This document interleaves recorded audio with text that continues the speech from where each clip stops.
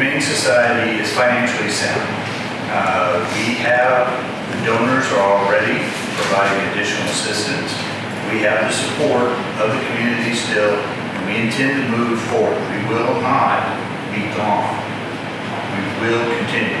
Many in the community may be uncertain about the relationship between the City of Waco Animal Services and the Humane Society of Central Texas. To clarify, the Humane Society was responsible for managing adoptions, fosters, rescues, the primary goal of creating live exits for the animals.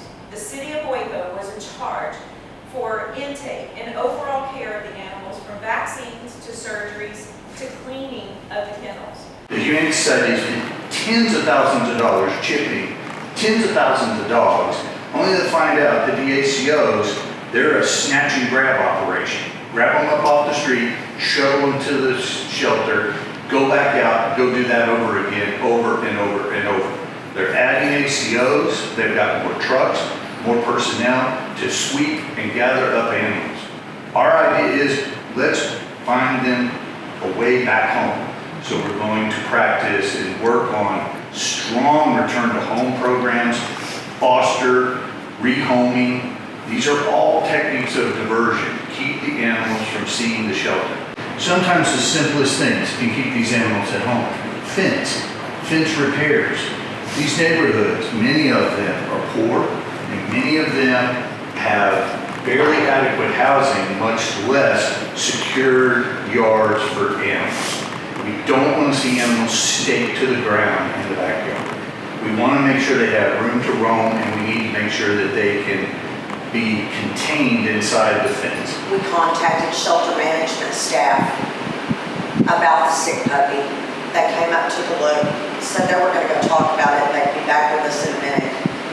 And this little boy sat in the lobby holding this dying puppy with its feces and blood running down his legs for hours, until finally the Humane Society said, hey, we don't have any funding for medical, but we're going to make it. Let's send that puppy to the animal hospital next door and we'll pay for it. And we did. And unfortunately, the puppy did not make it. The puppy had corn puppy. But those people should have never been left sitting in that lobby that long holding that dying puppy. Stress at the shelter, you cannot imagine. I refer to the animals that have been at the shelter for any duration of time as post-traumatic dogs. They oftentimes come home after adoption. We encourage our adopters to be patient. It takes weeks for these dogs to decompress and realize that they have home. He was cleaning up broken limbs and debris off the fences and the property after a storm. And he was headed to the dumpster.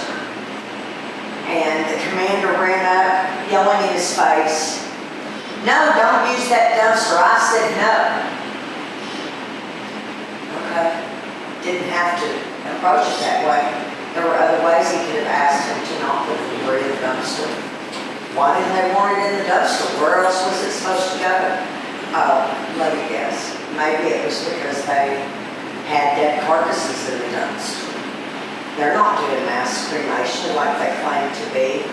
They put them in the freezer in the back and in the intake and clinic area until Thursday when trash runs, and then they put them in the dumpster. Doesn't bother to call me on the phone number on her collar. Doesn't bother to scan for the chip. Why?